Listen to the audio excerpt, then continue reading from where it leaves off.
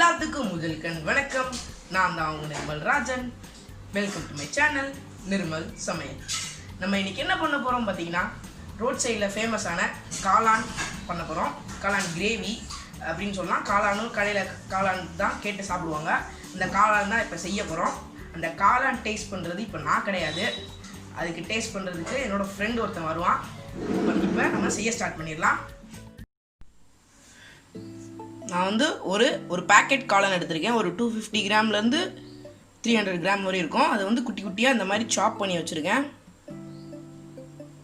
சும்மா ரஃப்பாக சாப் பண்ணி வச்சுருக்கேன். நம்ம ஃப்ரை தான் பண்ண போகிறோம். அதில் வந்து ஒரு 3 டீஸ்பூன்ஸ் ஆஃப் கார்ன்ஃப்ளவர் ஆட் பண்ணிக்கலாம். கார்ன்ஃப்ளவர், அரிசி மாவு எது வேணால் ஆட் பண்ணிக்கலாம். கடலை மாவு மட்டும் ஆட் பண்ண வேணாம். கடலை மாவு ஆட் பண்ணோம்னா பஜ்ஜி மாதிரி ஆயிரும். அதுதான் நம்மளுக்கு வந்து கிறிஸ்பியாக வேணும். அதனால தான் கடையில் கொடுப்பாங்க பற்றி அந்த பார்த்தீங்களா, அந்த கிறிஸ்பியாக அந்த மாதிரி இருக்கும்போது நல்லா வந்து அந்த பண்ணும்போது நல்லா ஊறி டேஸ்ட் கொடுக்கணும். நல்லா 1/2 ஸ்பூன் கரம் மசாலா. நம்ம வந்து இதுக்கு அவ்வளோவா பவுடர்ஸ்லாம் ஆட் பண்ண தேவையில்லை. காரத்துக்கு ஏற்ற மாதிரி மிளகாத்தூள் போட்டுக்கலாம். நான் வந்து ஒரு 2 டீஸ்பூன் போடுறேன். நான் வீட்டில் அரைச்ச மிளகானால காரம் கொஞ்சம் கம்மியாக இருக்கும். அதனால் இதுக்கு இப்போ தேவையான அளவு சால்ட் போட்டுக்கலாம்.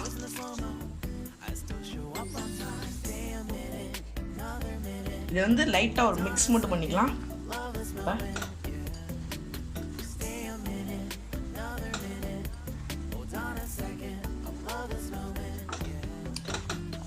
நல்லா மிக்ஸ் பண்ணதுக்கப்புறம் நம்ம வந்து லைட்டாக வாட்டர் ஆட் பண்ணிக்கலாம். லைட்டாக மட்டும் ஆட் பண்ணணும். நீங்கள் வந்து ரொம்ப அதிகமாக ஆட் பண்ணிங்கன்னா நம்ம வந்து அதை ஊற வைக்கும் போது வந்து தண்ணி, ஏற்கனவே மஷ்ரூமில் நிறையா தண்ணி இருக்கும். அதனால் கொஞ்சம் கம்மியாக ஆட் பண்ணிக்கலாம். நல்லா இப்போ மிக்ஸ் பண்ணியாச்சு. இதில் கொஞ்சம் வாட்டர் ஆட் பண்ணிக்கலாம். லைட்டாக வாட்டர் இப்படி தெளித்து விடுங்க.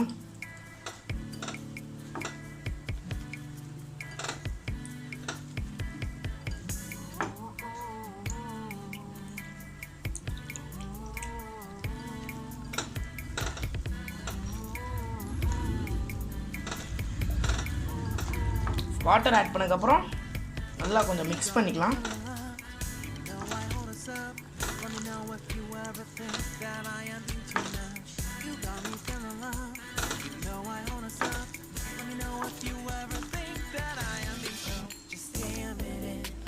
ரோட் சைட் ஷாப்லனா நிறைய பேர் வந்து மஷ்ரூம்னு யூஸ் பண்ணவே மாட்டாங்க. கேப்பேஜு, கார்ன்ஃப்ளெக்ஸ் அந்த மாதிரி தான் யூஸ் பண்ணுவாங்க. அதனால் ரோட் சைடில் சாப்பிட்றத கொஞ்சம் தவிர்த்துக்கோங்க. உடம்புக்கு கெடுதி, உங்களுக்கு தெரியும். அதனால் பார்த்தீங்களா, நம்ம லைட்டாக வாட்டர் ஆட் பண்ணனாலே இப்போ அதுலேருந்து வாட்டர் கொஞ்சம் கொஞ்சமாக விடுது. இது வந்து அப்படியே ஒரு 10 to 15 மினிட்ஸ் அப்படியே ஊற வச்சிடலாம். ஒரு லிட்டு போட்டு ஒரு 10 to 15 மினிட்ஸ் நல்லா காளானை ஊற வச்சாச்சு. இப்போ ஒரு வெசலில் எண்ணெய் ஊற்றி வச்சுருக்கேன். அது நல்லா சூடானதுக்கப்புறம் நம்ம வந்து மஷ்ரூமை போட்டுடலாம். சும்மா ரேண்டமாக போட்டு விடுக்கலாம். ஒட்டி இருந்தாலும் பிடிச்சிக்கலாம்.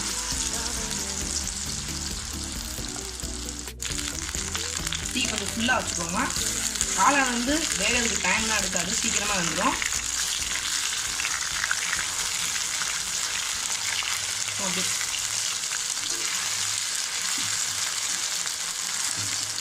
ஒரு 2 to 5 மினிட்ஸ் தான் ஆகும். மேக்ஸிமம் 5 மினிட்ஸ் ஆகும். நீங்கள் ஃபுல்லாக வச்சுருந்தீங்கன்னா ஒரு 3 மினிட்ஸ் தான் ஆகும். ஃபுல்லாக வச்சுட்டு ஒரு 2 மினிட்ஸ் வரையும் நல்லா அதை வேக வைக்கலாம்.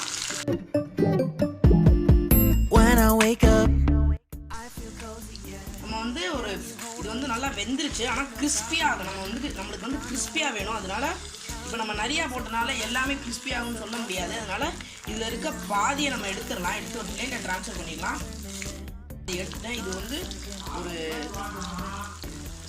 சிம்முக்கும் ஃபுல்லுக்கும் கொஞ்சம் கம்மியாக ஒரு 1 மினிட் மட்டும் குக் பண்ணலாம். இப்போ நல்லா கிறிஸ்பியாக வரும். அதுதான் நம்மளுக்கு தேவை. அதனால் இப்போ ஒரு 1 மினிட் குக் பண்ணிக்கலாம். இப்போ வந்து நல்லா அதை கிறிஸ்பி ஆயிடுச்சு.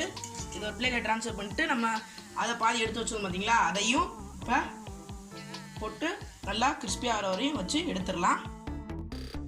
நம்ம வந்து அந்த காளான் கிரேவியில் வந்து கொடுப்பாங்க பார்த்தீங்களா, அந்த ஒரு மஞ்சள் கலரில் ஒரு சால்னா போட்டு, சாரி அந்த கிரேவி மாதிரி இருக்குது பார்த்தீங்களா, அதில் போட்டு ஆனால் அந்த காளானை போட்டு வைப்பாங்க.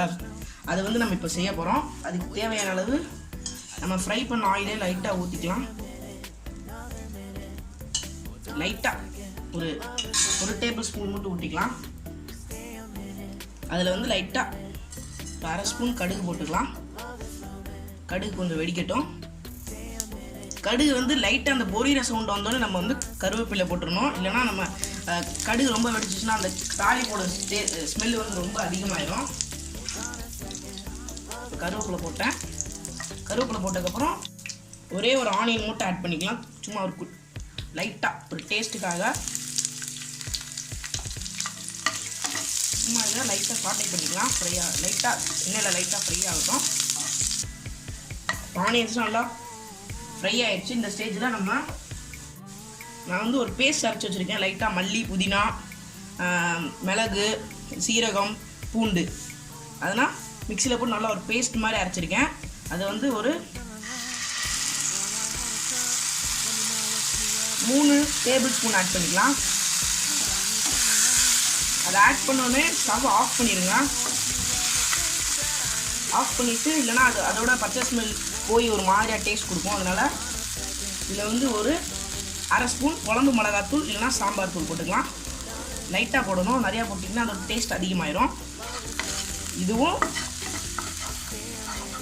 மஞ்சத்தூள் 1/4 ஸ்பூன் மஞ்சத்தூள் ஆட் பண்ணிக்கலாம்.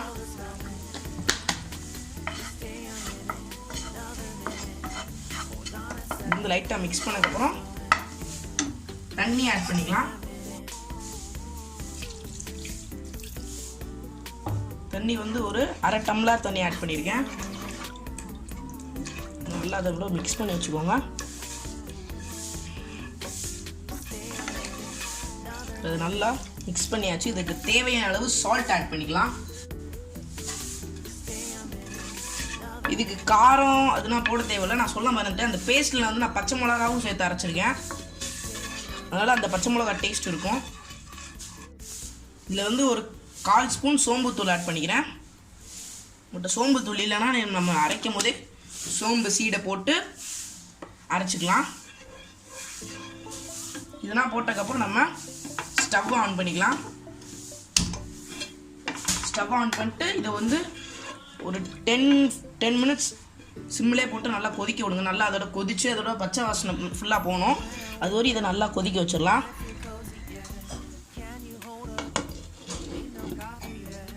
Got no makeup, how do you look so fine? Bust up, how did I make you mine? Stay a minute, another minute, hold on a second, I love this moment, yeah. Stay a minute, another minute, hold ஒரு 10 நிமிஷம் நான் கொதிக்க விட்டுருக்கேன்.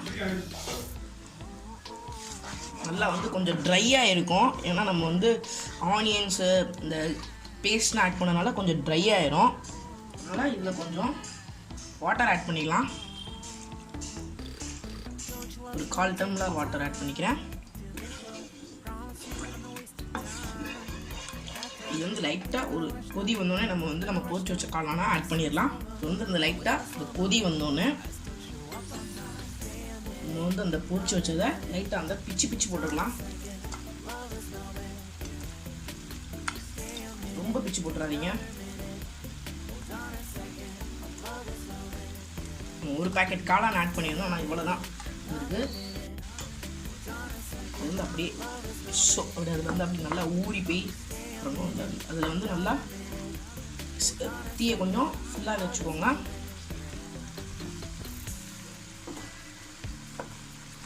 இதை அப்பப்போ பார்த்து கிளறிக்கோங்க.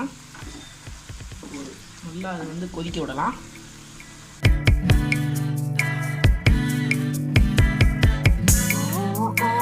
லைட்டாக அதை வத்தி வர ஸ்டேஜில் நம்ம வந்து லைட்டாக காரத்துக்கு சில்லி பவுடர் ஆட் பண்ணிக்கலாம். லைட்டாக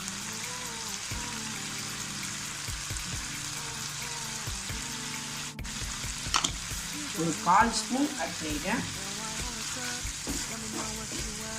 தீயை கொஞ்சம் சின்ன வச்சுக்கோங்க. நல்லா வந்து இந்த திக் கன்சிஸ்டன்சிக்கு வந்துடுச்சு. இந்த ஸ்டேஜில் நம்ம வந்து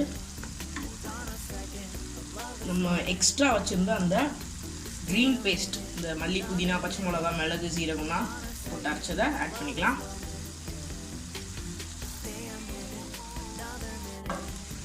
ஆட் பண்ணி லைட்டாக இதை மிக்ஸ் பண்ணிக்கலாம்.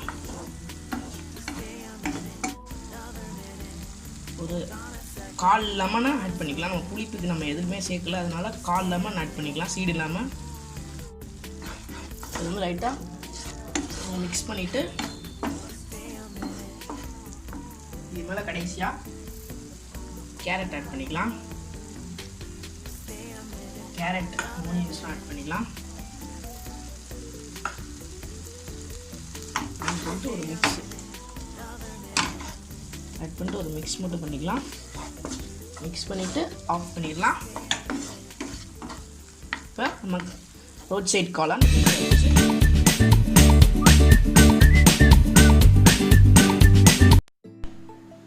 இப்போ இது ரெடி ஆயிடுச்சு. சொல்லியிருந்தேன் பார்த்தீங்களா, என் ஃப்ரெண்டு ஒருத்தன் வருவான்ட்டு. பா இப்போ நம்ம டேஸ்ட் பண்ண கொடுத்துடலாம்.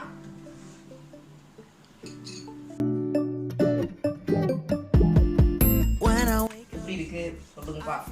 ரொம்ப உரப்பா இருக்கு, கண்ணிலேருந்து கண்ணீர்லாம் வருது. கடையில் சாப்பிட்றத விட வீட்டில் இருந்து சாப்பிட்றது நல்லா ஹெல்த்தியாக சாப்பிட்லாம். ஃபுல்லாக காளானாக இருக்கிறதுனால நல்லா டேஸ்ட்டாக இருக்குது. உரப்பாக இருக்கிறதுனால நல்லா டேஸ்ட் கொடுக்குது. கடையில் சாப்பிட்றத விட வீட்டில் சாப்பிட்றது பெட்ரு. உப்பு கரெக்டாக இருக்குது.